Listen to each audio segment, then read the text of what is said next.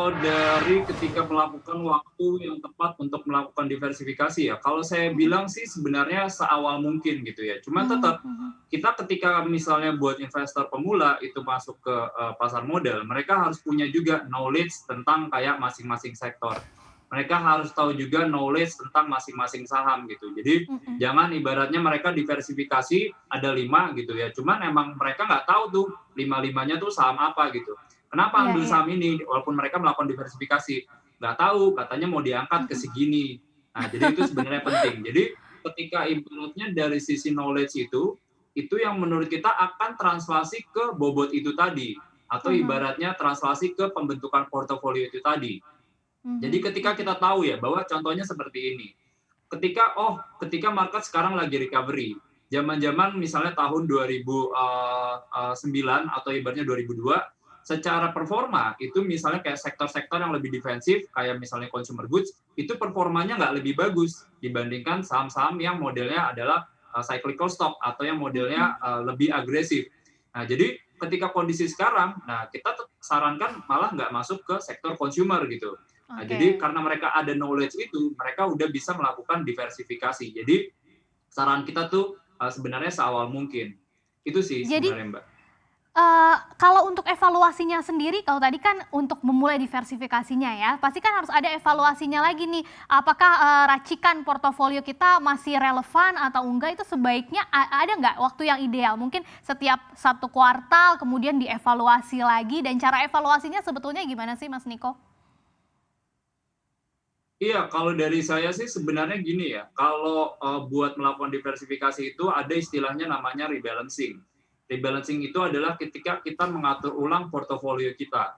Mhm. Kalau biasanya di aset manajemen itu biasanya tuh time frame-nya bisa 1 bulan atau sampai 3 bulan. Nah, itu yang Oke. saya sarankan juga ke posisinya ke investor. Jadi Mhm. contohnya seperti ini misalnya. Ketika kita mengevaluasi 1 bulan ya, saham yang Mhm. ibaratnya kita betting sekarang, bukan betting, maksudnya kita punya bobot lumayan besar dan kita punya high conviction, kepedean yang Iya. tinggi di sektor tersebut, itu hasilnya atau returnnya udah lumayan positif. Kayak contohnya nikel gitu. Nikel ibaratnya kita bobot awalnya, oh kita pede dengan sektor nikel, kita bisa alokasi sekitar 40%. Mhm Ketika mhm. ibaratnya harga nikelnya udah naik 20%, berarti kan dia bobotnya 40 kali 1,2 ya, 48%. Nah, kelebihannya itu tadi kita bisa take profit. Take profitnya gimana? Kita bisa alokasikan itu ke sebenarnya sektor-sektor yang sebenarnya belum perform gitu. Itulah namanya Oke. rebalancing. Oke. Cuma itu asumsinya adalah ketika kita pede, sektor yang ibaratnya belum naik banyak itu masih akan positif ya. Mhm Contohnya mhm misalnya mhm. kita lihat, kita bisa rebalancing sedikit nih dari sisi nikelnya karena kita udah lumayan untung, bobotnya kita kembalikan ke bobot awal, misalnya saya taruh ke sektor perbankan. Cuman dengan asumsi sektor perbankan ini juga masih positif. Cuman kalau seandainya kayak contohnya kita ada keuntungan di sektor nikel ya, terus kita Heeh. misalnya mau masuk ke sektor misalnya contohnya batu bara atau CPO yang sebenarnya dari sisi catalyst lumayan minim nih. Kalau kita Mhm. lihat transisi CPO kan berat buat jangka panjang karena Iya. fokus buat investor sekarang ke renewable energy. Kalau kita lihat harga CPO juga trennya itu makin turun karena concernnya dari sisi lockdown, Eropa sebagai konsumen negara terbesar ketiga dan juga India itu masih berat. Nah, jadi Mhm. kita jangan ibaratnya profit yang melakukan rebalancing itu malah taruhnya di sektor tersebut karena nggak banyak Oke. katalis positifnya gitu. Mhm Nah, mhm. jadi itu yang sebenarnya kita sarankan sih ya buat dari sisi investor, dari sisi waiting atau rebalancing-nya 1 bulan Oke. itu menurut kita cukup ideal sih untuk melihat apakah Performanya ya? portofolio Mhm. kita itu udah cocok ya, betul.